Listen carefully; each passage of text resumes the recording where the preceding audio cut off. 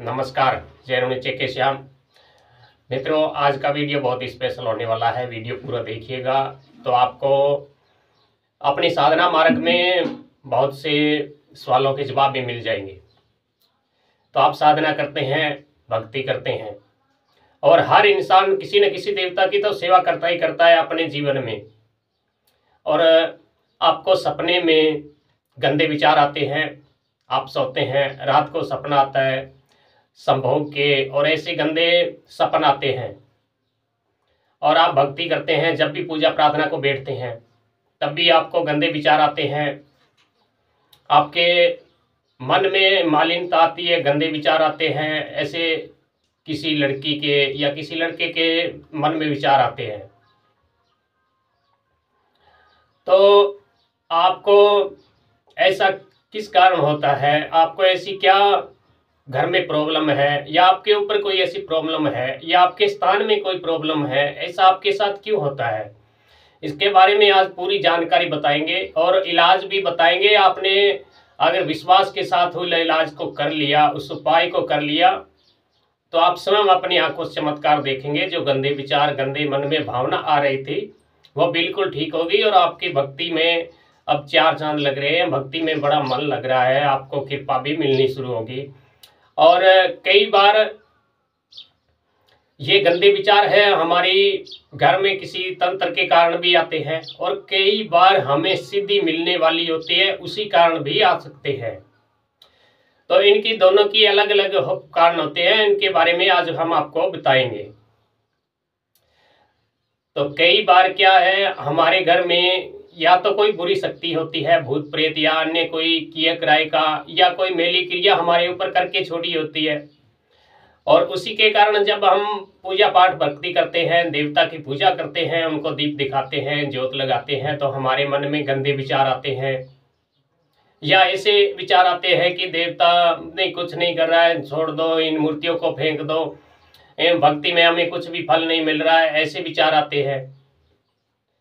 तो ये जो विचार आते हैं, ये विचार आते हैं हमारे ऊपर किसी ने तंत्र कर दिया है या हमारे घर में कोई बुरी शक्ति है या हम पर किसी ने मेली विद्या छोड़ी है, इसी के कारण ये गंदे विचार आते हैं। और विचार देता कौन है? जो हमारे साथ या हमारे घर में जुड़ी हुई जो मेली शक्ति है, गंदी शक्ति है, वही यह विचार देती है। क्यों देती है? क्योंकि अगर यह सेवा साधना करने लग गया है, आगे भी जारी रखेगा, तो धीरे धीरे इसकी अध्यात्म शक्ति है, उसकी आत्म चेतना शक्ति है जो बढ़ेगी। तो फिर मैं इसके न तो घर में ठहर पाऊंगा, ना इसके शरीर में ठहर पाऊंगा।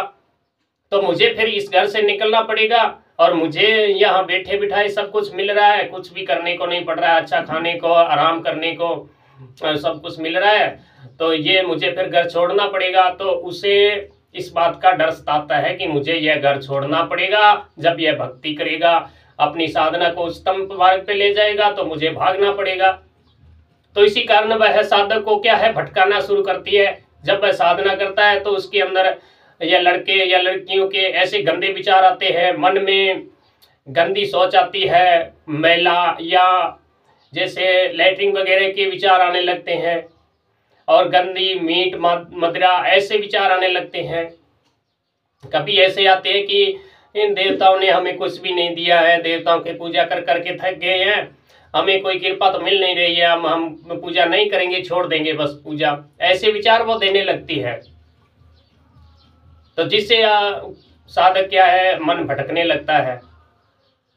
तो इन चीजों से आप घबराइए नहीं, हम जो उपाय बताएंगे आप उन उपायों को कीजिएगा, इनका बंधन हो जाएगा। फिर आप भक्ति में आगे बढ़िए। जब आपकी अध्यात्म शक्ति चरम पर पहुंचेगी, जब आपकी अध्यात्म शक्ति है जो अपनी उच्चतम पहुंचेगी, जब आपको देव कृपा मिलेगी, तो इन शक्तियों को आपके घर में ठहरने का रास्ता नहीं मिलेगी, वह भागेगी फिर। और कई बार क्या है, हम भक्ति आराधना करते हैं, हमारे घर पे न तो तंत्र होता है, न कोई बुरी शक्ति है, फिर भी हमारे मन में ऐसे गंदे विचार आते रहते हैं। जब आप साधना करते हैं तो गंदे विचार आते हैं लड़के लड़कियों के, या शराब मीट वगैरह ऐसी मैली वस्तु में दिखाई देती है, मन में विचार आते हैं, या सपनों में संभोग के दृश्य दिखते हैं, सपन में आप सोते हुए रात्रि को संभोग के दृश्य दिख रहे हैं, तो ऐसी अगर आपको दिखती है, हो सकता है आपके घर में कोई बुरी शक्ति न हो।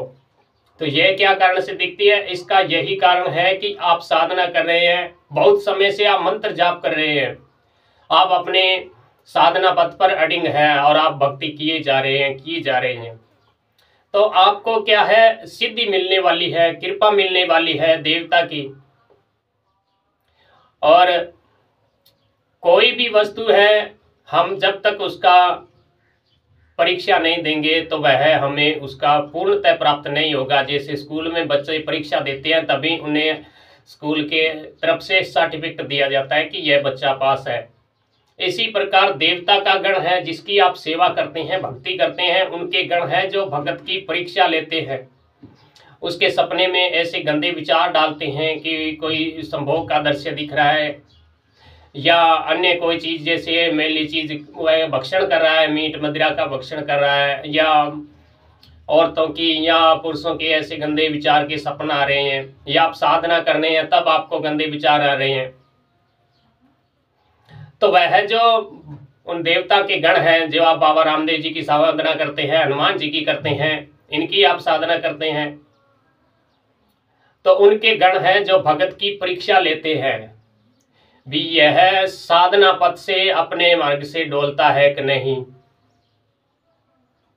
और दूसरा भी कारण है, जो भगत होते हैं, जो बाबा के गण है, वे भी नहीं चाहते, क्योंकि वे बाबा के प्रिय होते हैं, वे अपने इष्ट के प्रिय होते हैं। वह भी दूसरा जो कोई भक्ति करके उनके समकक्ष पहुंचता है तो उसकी परीक्षा लेता है कि यह उस योग्य है कि नहीं। अगर यह हमारे देवता का प्रिय बन गया तो फिर हमें देवता कम पूछेंगे, इसलिए वे इस कारण भी परीक्षा लेते हैं। तो आपकी साधना अगर उच्च पहुंच चुकी है तो इस कारण भी आपको ऐसे अनुभव हो सकते हैं, सपने में गंदे विचार और साधना के दौरान गंदे विचार। तो ये दो कारण हैं, तो इनको पहचानेंगे कैसे आप? आपके घर में कोई ये देवता के कारण हो रहा है या कोई बुरी शक्ति है, तो इसके पहचानने के बारे में हम आगे एक वीडियो बनाएंगे प्रॉपर। उस विधि से आप पहचान सकते हैं कि आपके घर में देव कृपा है या कोई बुरी शक्ति के कारण आपके मन में ये गंदे विचार आ रहे हैं। तो इससे आप आगे वो वीडियो देखिएगा, जिससे आप पता चल जाएगा। अब आपको हम उपाय बता रहे हैं। अगर आपके घर में कोई गंदी शक्ति है और उसके कारण आपके मन में भटकाव हो रहा है, तो आपको करना क्या है, 7 दिन इस उपाय को कीजिएगा। 7 दिन में ही उस गंदी शक्ति का बंधन हो जाएगा। आपको करना क्या है, कपूर लेना है। कपूर के ऊपर आप पीली सरसों जो होती है उसको कुछ मात्रा में चुटकी 2 चुटकी रखिएगा, फिर उस कपूर को जगा दीजिएगा। जब आधा कपूर जल जाए तो उसे बुझा दीजिएगा। बुझाने के बाद उस धुएं को अपने घर में, पूरे घर में फेरिएगा। बाद में उस कपूर और उस जो पीली सरसों है उसको किसी वृक्ष के नीचे या आपके घर में जाए गमला वहां डाल दीजिएगा, या बाहर साइड में एक तरफ फेंक दीजिएगा, ईशान कोण में। इस तरह इस उपाय को आप 7 दिन करिएगा। फिर देखिएगा उस धुएं से आपके घर में जो भी बुरी शक्ति है वह नहीं प्रवेश कर पाएगी। तो आप उस दिनों में अपनी भक्ति को ज़्यादा बढ़ाइएगा, अपनी साधना को ज़्यादा बढ़ाइएगा, ताकि आपकी शरीर की पॉजिटिव शक्ति है जो बढ़ जाए, शक्ति उसमें ज़्यादा बढ़ जाए, ताकि उसके बाद जो भी कोई घर में बुरी शक्ति प्रवेश भी न कर पाए। और दूसरा उपाय है, आपके नज़दीक जहाँ भी हनुमान जी का मंदिर हो और वहाँ नित्य प्रति ज्योत होती हो, तो आप एक मीठा पान लीजिएगा। मंगलवार के दिन और शनिवार के दिन मीठे पान को अपने ऊपर से 7 बार वार कर और हनुमान जी के चरणों में रख दीजिएगा और उनसे विनती कीजिएगा कि हमारे ऊपर जो भी नेगेटिव ऊर्जा है उसका नाश कर दीजिएगा। और एक मीठा पान जहाँ हनुमान जी की आरती होती हो, वहाँ हनुमान जी को भोग के रूप में उस आरती में, उस ज्योत में, जहाँ ज्योत होती है वहाँ अर्पण कीजिएगा। और वहीं बैठकर बजरंग बाण के 7 पाठ करिएगा।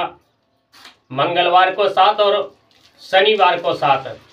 इस तरह आप 5 मंगलवार 5 शनिवार इस उपाय को कर लीजिएगा। आपके घर में कोई भी बुरी शक्ति है उसका एक बार तो बंधन हो जाएगा। उसके बाद आप अपनी सेवा साधना करके अपने शरीर की ऊर्जा बढ़ा सकते हैं। उसके बाद आपके घर में कोई भी बुरी शक्ति नहीं रुक पाएगी।